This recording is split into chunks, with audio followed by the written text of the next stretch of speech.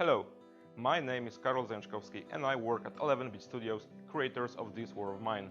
We know that many of you have a lot of questions about the game, so we've gathered the most frequent ones and will answer them in this short video.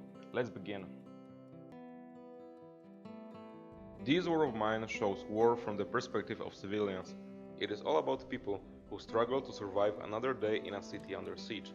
You control a group of civilians wrestling with the grim reality of war. You look for food, shelter and equipment, anything that can be useful in a world of constant and universal want. In this unfriendly reality, you have to make tough decisions that deeply affect the lives of the people you meet. When you look at the games about war that are out today, it's usually the same scheme. The good guys, the cowboys of the 21st century, fight the bad guys to preserve freedom and democracy. There are no moral shades of grey, just cool guns and explosions. We know that's not true. When you read about wars, both old and those raging today, you get a completely different image.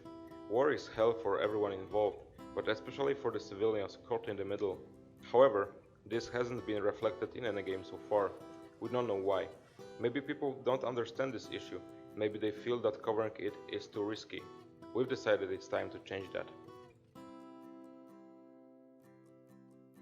When war breaks out, many things we liked to have in our ordinary lives, like new phones or cool cars, become irrelevant. And a lot of things we took for granted are no longer there. You still need a safe and warm place to sleep. You still have to eat and drink, to see a doctor when you're ill. Getting all that, finding food, medicine, clean water, safe shelter and some weapon to protect it, will be the biggest challenge, but not the only one. In this war of mine, every time you start a new game, you get a random group of people with different backgrounds and in different conditions. One of them is, for example, a local football star. Thanks to his training, he runs faster than others, which may save his life during scavenging.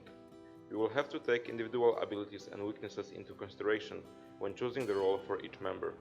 People may join or leave your group because of the decisions you make.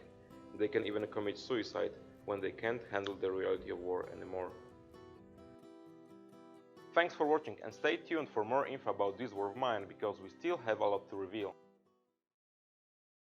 Hello, only a few more days left till the premiere of this war of mine. That's why we have prepared another batch of answers for your questions. Let's have a look.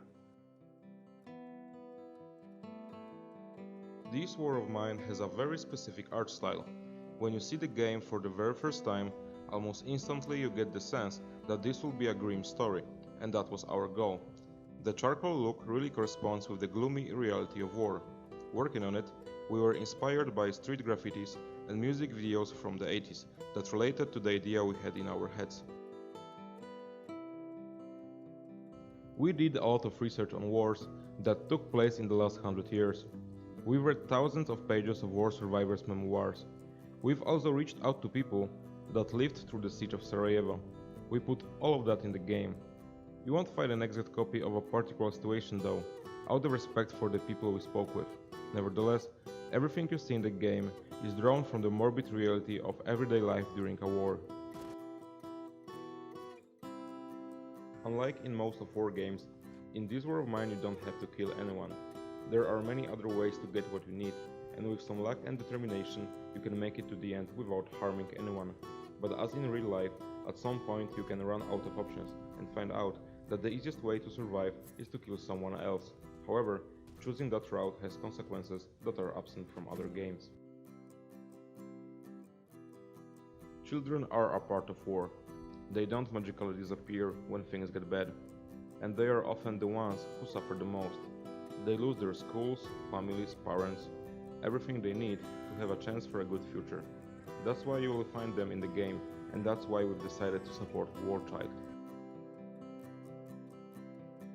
Each scenario is randomized and differs in a number of ways. Sometimes you will need to survive several weeks, which means about 8 hours of gameplay for a skilled player. Sometimes it will be a couple of months.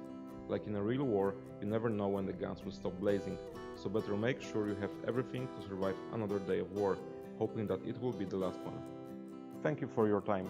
Remember, the game comes out this Friday on Games Republic and Steam.